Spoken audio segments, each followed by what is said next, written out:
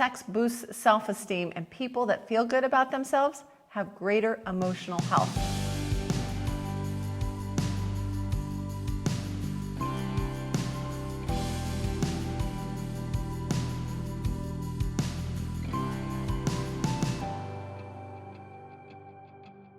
Hello everybody, I'm Tad Horning. And I'm Kimberly Horning. Welcome to Great Marriage, Great Life TV, where we offer uncommon insights into how to rejuicify your relationship and make your marriage great again. In our last video, we shared the 14 reasons why you need to be having more sex in your marriage. Isn't that awesome? Sounds good to me, but nothing topped reason number 14 that we call the gorilla glue of marriage. So if you didn't see that, please go back and watch it. But this time, we're going to quickly share the 10 reasons why your health and longevity depend on a consistent and fulfilling sex life. Cool? All right. Now, I just need to throw one caveat out there. All these reasons are from both personal experience and scientific studies that have been referred to in one of the hundreds of books that we've read on the subject. So we're not going to be able to share or provide a bibliography to you, so no resources, so don't ask for them. But that said, they all make a lot of sense. Okay, reason number 1, sex relieves stress. Now, unless you've been living in a cave for the last 50 years, you know that stress is the leading cause of almost every health problem out there. And when it's not the cause, it definitely exacerbates the problem. It's the proverbial straw that breaks the camel's back. Now, studies have shown that, if you really need studies, that is, that people who have sex regularly have a healthier response to stressors than those that don't. Okay, reason number 2, stress lowers blood pressure.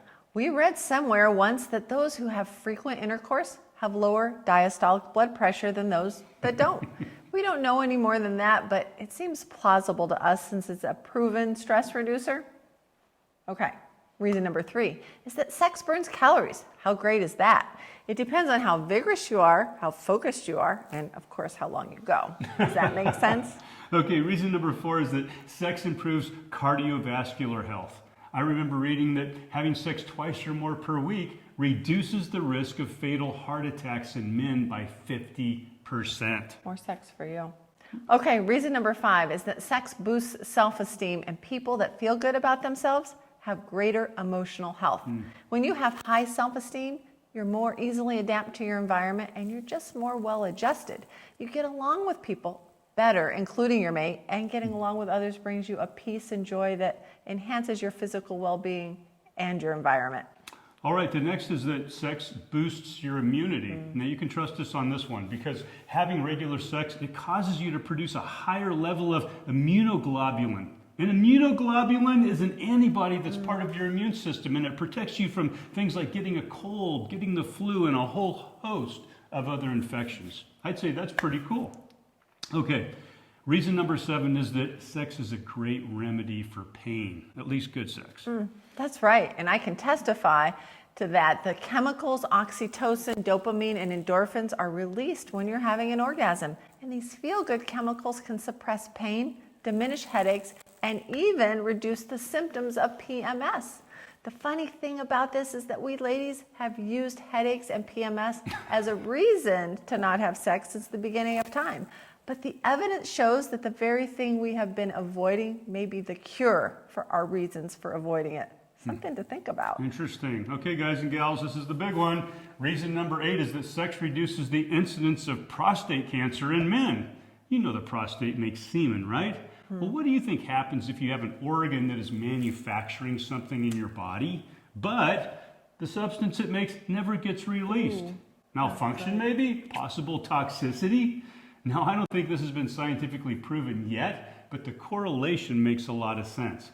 Now, statistical studies have correlated that men over 50 who ejaculate the most frequently have lower prostate cancer risk. Just saying.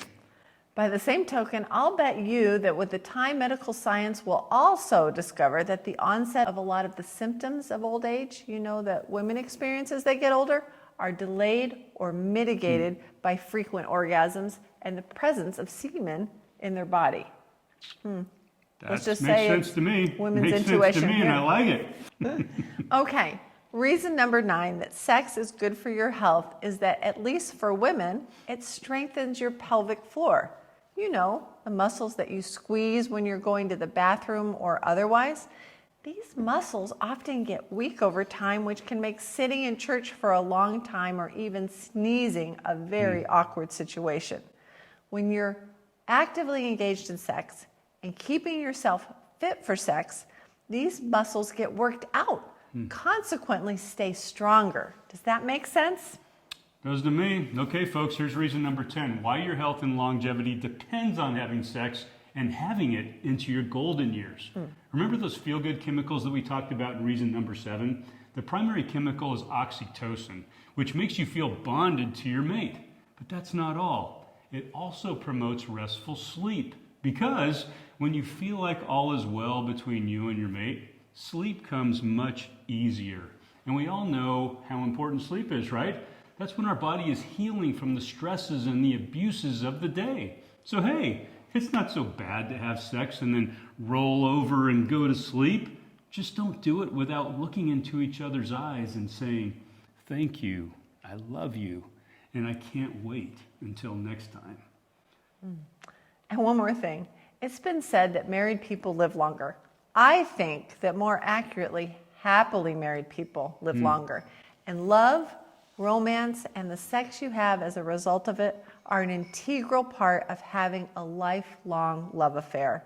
And that leads me to hint about what we're going to talk about in our next video. You know, we've always been taught that sex is something that comes after love.